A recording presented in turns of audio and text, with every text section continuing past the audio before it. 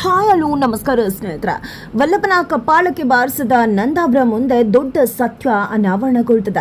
ದೊಡ್ಡ ಸತ್ಯ ಅನಾವರಣಗೊಳ್ತಿದ್ದಾಗೆ ಮನೆ ಚುದ್ರವಾಗಿಬಿಡುತ್ತಾ. ಏನಾಯ್ತು, ಏನು ಕಥೆ, ಇದು ಎಲ್ಲವನ್ನ ಕೂಡ ತಿಳ್ಕೋಬೇಕು ಅಂದರೆ ಈಗಲೇ ನಮ್ಮ ಈ ಚಾನಲ್ನ ಸಬ್ಸ್ಕ್ರೈಬ್ ಮಾಡಿ, ಹಾಗೆ ಒಂದು ವಿಡಿಯೋವನ್ನು ಪೂರ್ತಿಯಾಗಿ ನೋಡೋದನ್ನು ಯಾವುದೇ ಕಾರಣಕ್ಕೂ ಕೂಡ ಮರಿಬೇಡಿ. ಇಲ್ಲಿ ವಲ್ಲಭ ಸೈಕಲಲ್ಲಿ ಹೋಗ್ತಿರೋದು, ಕಸ್ಟಮರ್ ಅವನನ್ನು ಬೈಯೋದು ಎಲ್ಲವನ್ನ ಕೂಡ ನೋಡಿದಂಥ ಗಿರೀಶ್ ಅವರ ಮನಸ್ಸು ಖಾಸಿಗೊಳಗಾಗತ್ತೆ.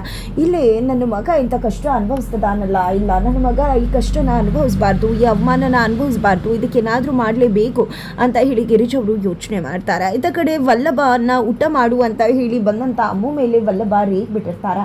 ಹಾಗಾಗಿ ಅಮ್ಮು ಮನ್ಸಿಗೆ ಖಾಸಿ ಆಗಿರತ್ತೆ. ಇದನ್ನ ಅರ್ಥಂತ ವಲ್ಲಭ ತನ್ನಿಂದ ತಪ್ಪಾಗಿದೆ ಅಂತ ಅರಿವು ಮಾಡ್ಕೊಂಡಿದ್ದೆ ಇಲ್ಲಿ ಅಮ್ಮು ಹತ್ರ ಬಂದು ಒಂದು ಗಿಫ್ಟನ್ನು ಮಾಡ್ತಾರೆ. ಆ ಒಂದು ಗಿಫ್ಟನ್ನು ಓಪನ್ ಮಾಡಿದ್ದೆ, ಚಾಕ್ಲೇಟ್ನ ನೋಡಿದ ಖುಷಿಯಲ್ಲಿ ಅಮ್ಮು ನನಗೋಸ್ಕರ ಚಾಕ್ಲೇಟ್ ತಂದಿದ್ಯಾ ಅಂತ ಹೇಳಿ ಆ ರ್ಯಾಪನ್ನ ಹಾಗೆ ಬಿಸಾಡ್ಬಿಡ್ತಾಳೆ. ಏನು ಮಾಡ್ತಿದ್ಯಾ ನೀನು, ಚಾಕ್ಲೇಟ್ ಇಟ್ಕೊಂಡು ರ್ಯಾಪರ್ ಬಿಸಾಡ್ತಿದ್ಯಲ್ಲ, ಆದರೆ ಇಂಪಾರ್ಟೆಂಟ್ ಮ್ಯಾಟರ್ ಇರೋದು ಅಂತ ವಲ್ಲಭ ಹೇಳಿದಾಗ, ಯಾವುದು ಈ ಕೆಳಗಡೆ ಬಿದ್ದಿರೋ ಪೇಪರ್ ಅಲ್ಲ ಅಂತ ಹೇಳಿದ್ದೆ. ಅಮ್ಮ ಪೇಪರನ್ನು ತಗೊಂಡಿದ್ದೆ, ಇದನ್ನು ಮೊದಲು ಓದು ಗೊತ್ತಾಗುತ್ತೆ ನನಗೆ ಅಂತ ವಲ್ಲಭ ಹೇಳಿದಾಗ ಒಂದು ಪೇಪರನ್ನು ಓದ್ತಾಳೆ. ಆ ಒಂದು ಪೇಪರಲ್ಲಿ ವಲ್ಲಭ ಅಮ್ಮಗೆ ಕ್ಷಮೆ ಕೇಳಿರ್ತಾರೆ. ನಿನ್ನೆ ನಾನು ತುಂಬ ಫ್ರಸ್ಟ್ರೇಷನಲ್ಲಿ ಇದ್ದೆ, ಹಾಗಾಗಿ ನೀನು ನನ್ನನ್ನು ಊಟ ಮಾಡು ಅಂತ ಹೇಳಿದಾಗ ನಾನು ನಿನ್ನನ್ನು ಬೈದ್ಬಿಟ್ಟ. ನಿಜವಾಗ್ಲೂ ನಿನ್ನ ಬಗ್ಗೆ ನಾನು ಆ ರೀತಿ ಬೈಬಾರ್ದಿತ್ತು, ನಡ್ಕೋಬಾರ್ದಿತ್ತು. ನೀನು ನನ್ನ ಬಗ್ಗೆ ಕಾಳಜಿ ಮಾಡಿ ನಾನು ಚೆನ್ನಾಗಿರಬೇಕು, ನಾನು ಊಟ ಮಾಡಲಿ ಅಂತ ಬಂದು ಆ ರೀತಿ ಹೇಳಿದೆ. ಆದರೆ ನಿನ್ನ ಮೇಲೆ ನಾನು ರೇಗ್ಬಿಟ್ಟೆ, ನಾನು ತಪ್ಪು ಮಾಡಿಬಿಟ್ಟೆ, ಇನ್ನೆಂದೂ ಕೂಡ ಈ ತಪ್ಪನ್ನು ಮಾಡೋದಿಲ್ಲ, ದಯವಿಟ್ಟು ನನ್ನನ್ನು ಕ್ಷಮಿಸ್ಬಿಡು ಅಂತ ಹೇಳಿದ್ದ ಲೆಟರ್ ಬರೆದಿರ್ತಾರೆ. ಇಂತಿ ನಿನ್ನ ಪ್ರೀತಿಯ ಅಂತ ಹೇಳಿದ್ದೆ ಸಕಲ ಕಲಾ ವಲ್ಲಭ ಅಂತ ಕೂಡ ಬರೆದಿರ್ತಾರೆ. ಇದನ್ನು ನೋಡಿದಂಥ ಅಮ್ಮು ಪೇಪರನ್ನು ಹಾಗೆ ಬಿಸಾಡ್ಬಿಡ್ತಾಳೆ. ಎಷ್ಟು ಕೊಬ್ಬಿರಬೇಕು ಇವನಿಗೆ, ನೇರವಾಗಿ ಸಾರಿ ಕೇಳಬೇಕು ಇವನು, ಅಂಥದ್ರಲ್ಲಿ ಪೇಪರಲ್ಲಿ ಬರೆದು ಸಾರಿ ಕೇಳ್ತದಾನ ಅಂತ ಹೇಳಿ ಬಿಸಾಡಿದ್ದೆ ತಡ ವಲ್ಲಭ ಏನೇ ಮಾಡ್ತಿದ್ಯಾ ನೀನು, ಯಾಕೆ ಈ ರೀತಿ ಬಿಸಾಡ್ದೆ ಕೊಳ್ಳಿ ಅಂತ ಹೇಳಿ ಪ್ರಶ್ನೆ ಮಾಡಿದಾಗ ಇನ್ನೇನು ಮಾಡಬೇಕಾಗಿತ್ತು. ಟೀಚರ್ ಹತ್ರ ಬಂದು ಲೀವ್ ಲೆಟರ್ ಕೊಡ್ತಾರಲ್ಲ, ಆ ರೀತಿಯಾಗಿ ನೀನು ಕೂಡ ಇದನ್ನು ತೊಗೊಂಡು ಬಂದು ಅಪಾಲಜಿ ಲೆಟರ್ ಕೊಡ್ತಾರಲ್ಲ, ಆ ರೀತಿ ನೀನು ಕೂಡ ತೊಗೊಂಡು ಬಂದು ನನಗೆ ಇದನ್ನು ಕೊಟ್ಟಿದ್ಯಲ್ಲ, ಈ ರೀತಿ ಸಾರಿ ಕೇಳ್ತಾರ. ನೀನು ನನಗೆ ಹರ್ಟ್ ಮಾಡಿದ್ದು ನೇರವಾಗ್ತಾನೆ, ಅಂಥದ್ರಲ್ಲಿ ನೀನು ನೇರವಾಗಿ ನನ್ನ ಹತ್ರ ಕ್ಷಮೆ ಕೇಳಬೇಕು. ಅದನ್ನು ಬಿಟ್ಬಿಟ್ಟು ನೀನು ಈ ರೀತಿಯಾಗಿ ಅಪಾಲಜಿ ಬರೆದು ಕೊಟ್ಟಿರ್ತಾರ, ಈ ರೀತಿ ಲೆಟರಲ್ಲೆಲ್ಲ ಬಂದು ಅಪಾಲಜಿ ಕೇಳಿದ್ರೆ ನಾನು ಕ್ಷಮಿಸೋಕ್ಕಾಗೋದಿಲ್ಲ ಅಂತ ಅಮ್ಮ ಹೇಳಿದಾಗ, ಸರಿ ಆಯಿತು ಬಿಡು, ನೇರವಾಗಿ ಕ್ಷಮೆ ಕೇಳ್ತೀನಿ, ಸಾರಿ, ಇನ್ನು ಮುಂದೆ ನನ್ನಿಂದ ಈ ರೀತಿ ನೋವು ನಿನಗೆ ಆಗೋದಿಲ್ಲ ಅಂತ ಹೇಳಿ ವಲ್ಲಭ ಹೇಳಿದ ತಕ್ಷಣ ಅಮ್ಮಗೆ ಫುಲ್ ಖುಷಿ ಆಗಿಬಿಡುತ್ತೆ. ಸರಿ ನಿನ್ನ ಕ್ಷಮಿಸಿದ್ದೀನಿ ಅಂತ ಹೇಳ್ತಾರೆ. ನಂತರ ತಗೋ ನೀನು ಕೂಡ ಚಾಕ್ಲೇಟ್ ತಿನ್ನು, ನಾಳೆ ನಿನಗೆ ನಾನು ದೊಡ್ಡ ಚಾಕ್ಲೇಟ್ ತಂದ್ಕೊಡ್ತೀನಿ ಅಂತ ಹೇಳಿದ್ದೆ. ಇಲ್ಲಿ ಇಬ್ಬರು ಕೂಡ ಶೇರ್ ಮಾಡ್ಕೋತಾರೆ. ನಿಜಕ್ಕೂ ವಲ್ಲಭ ಹಾಗೆ ಅಮ್ಮ ಮನಸ್ಸಲ್ಲಿ ಗಾಢವಾದ ಪ್ರೀತಿ ಇದೆ ಪರಸ್ಪರ, ಬಟ್ ಆದರೆ ಅದನ್ನು ಜಗಳ ರೀತಿ ಇಬ್ಬರು ಕೂಡ ತೋರಿಸ್ಕೊತಿದ್ದಾರೆ.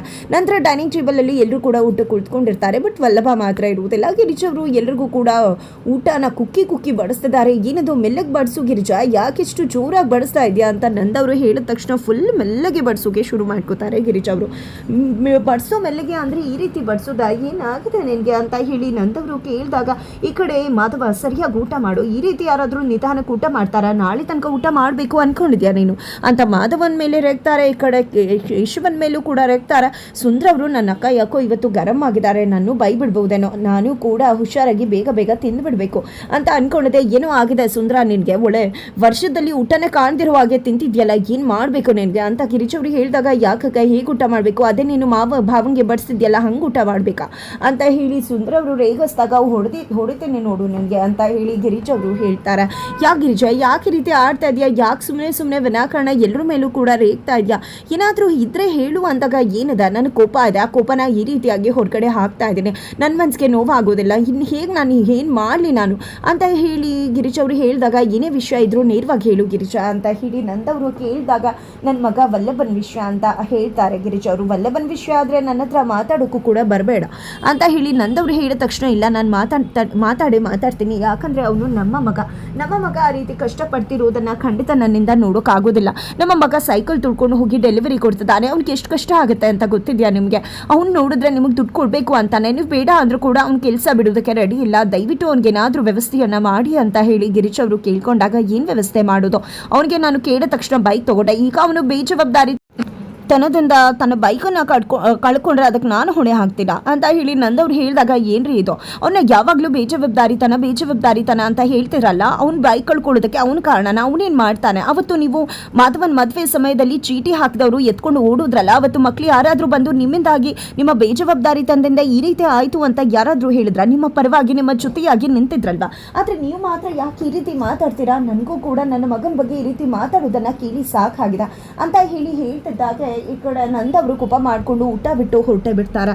ನಂತರ ನಂದವರು ರೂಮ್ಗೆ ಹೋಗಿದ್ದೆ, ಗಿರಿಜವರು ಹೇಳಿದಂಥ ಮಾತನ್ನ ಕೇಳಿಸ್ಕೊತಿದ್ದಾರೆ. ನಂತರ ಗಿರಿಜವರು ಕೂಡ ಬರ್ತಾರೆ, ಬಂದಿದ್ದೆ ದಯವಿಟ್ಟು ಊಟ ಮಾಡಿ ಬನ್ನಿರಿ, ನನ್ನಿಂದ ಆ ರೀತಿ ನೋವು ಮಾತಾಡಬಾರ್ದಿತ್ತು, ನನ್ನಿಂದ ನಿಮಗೆ ತುಂಬ ನೋವಾಗಿದೆ, ದಯವಿಟ್ಟು ಕ್ಷಮಿಸ್ಬಿಡಿ ಅಂದಾಗ ಹೊರಗಡೆ ಆ ರೀತಿ ಮಾತಾಡೋದು, ಈ ರೀತಿ ಏಕಾಂತದಲ್ಲಿ ಇರಬೇಕಾದ್ರೆ ಬಂದು ಕ್ಷಮೆ ಕೇಳೋದು ಅಂತ ಹೇಳಿ ನಂದವರು ಹೇಳ್ತಾರೆ. ಪ್ಲೀಸ್ ರೀ, ನನ್ನ ಮಗ ಆ ರೀತಿ ಕಷ್ಟಪಡುವುದನ್ನು ನೋಡೋಕ್ಕಾಗಲಿಲ್ಲ, ಒಂದು ತಾಯಿ ಹಾಗೆ ನನ್ನ ಮಗ ಕಷ್ಟಪಡುವುದನ್ನು ಹೇಗೆ ನೋಡಲಿ?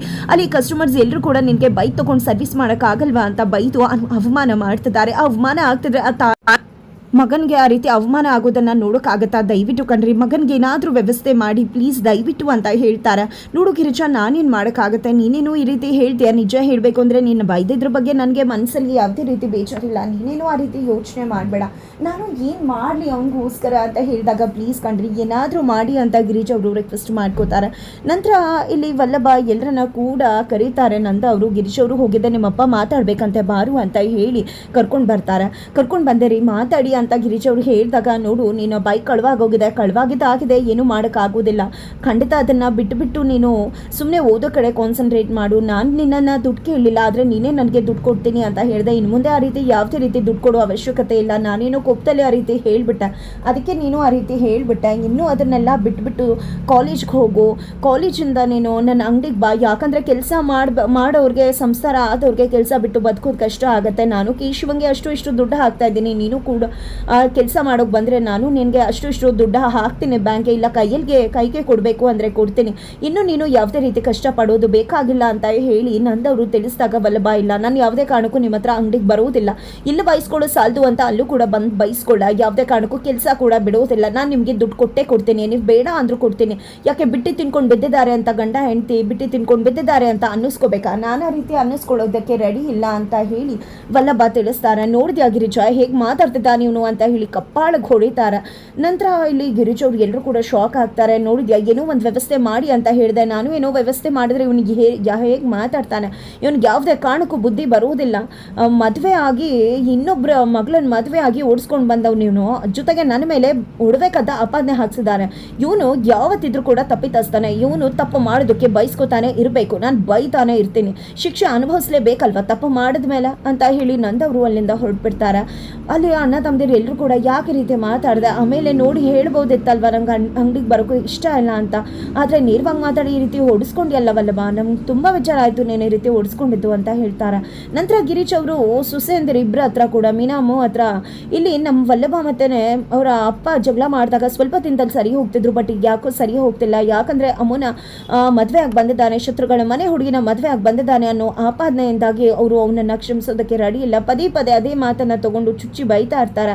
ನನ್ನ ಮಗ ತಪ್ಪು ಮಾಡಿದೆ ಇಂಥ ಮಾತನ್ನು ತಗೊಳ್ಳೋದನ್ನ ನನ್ನಿಂದ ನೋಡೋಕ್ಕಾಗೋದಿಲ್ಲ, ಸತ್ಯ ಗೊತ್ತಾಗ್ಬಿಡ್ಲಿ, ನನ್ನ ಮಗ ಯಾವುದೇ ರೀತಿ ತಪ್ಪು ಮಾಡಿಲ್ಲ, ನನ್ನ ಒಂದು ಕಾರಣಕ್ಕೆ ಅವನು ಇವತ್ತು ಅಮ್ಮನ ಮದುವೆ ಆಗಿ ಬಂದದ್ದು, ಅವನು ಒಂದು ಹುಡುಗಿ ಬಾಳನ್ನು ಕಾಪಾಡೋದಕ್ಕೋಸ್ಕರ ಮದುವೆ ಆಗಿದ್ದು ಅನ್ನೋ ಸತ್ಯವನ್ನು ನಾನು ಹೇಳೇ ಬಿಡ್ತೀನಿ ಅಂತ ಹೇಳಿ ಅಲ್ಲಿಗೆ ನಂದವರ ಬಳಿಗೆ ಬರ್ತಿದ್ದಾರೆ ಗಿರೀಶ್ ಅವರು. ಈ ಕಡೆ ಅಮ್ಮು ಮತ್ತು ಮೀನಾ ತಡೆಯೋಕೆ ಮುಂದಾಗ್ತಿದ್ದಾರೆ, ಬಟ್ ಗಿರೀಶ್ ಅವರು ತನ್ನ ನಿರ್ಧಾರವನ್ನು ಬದಲಾಯಿಸ್ತಾ ಇಲ್ಲ. ಹಾಗಿದ್ರೆ ಕೊನೆಗೂ ಇಲ್ಲಿ ಅಮ್ಮು ಮತ್ತು ವಲ್ಲಭನ ಮದುವೆ ಸೀಕ್ರೆಟ್ ನಂದವರ ಮುಂದೆ ಬಟ್ ಆ ಬಯಲಾಗಿ ಹೋಯ್ತಾ, ಏನಾಯಿತು ಏನು ಕತೆ ತಿಳ್ಕೋಬೇಕು ಅಂದರೆ ಮುಂದಿನ ವೀಡಿಯೋಗೆ ವೇಟ್ ಮಾಡೋದನ್ನು ಮರಿಬೇಡಿ.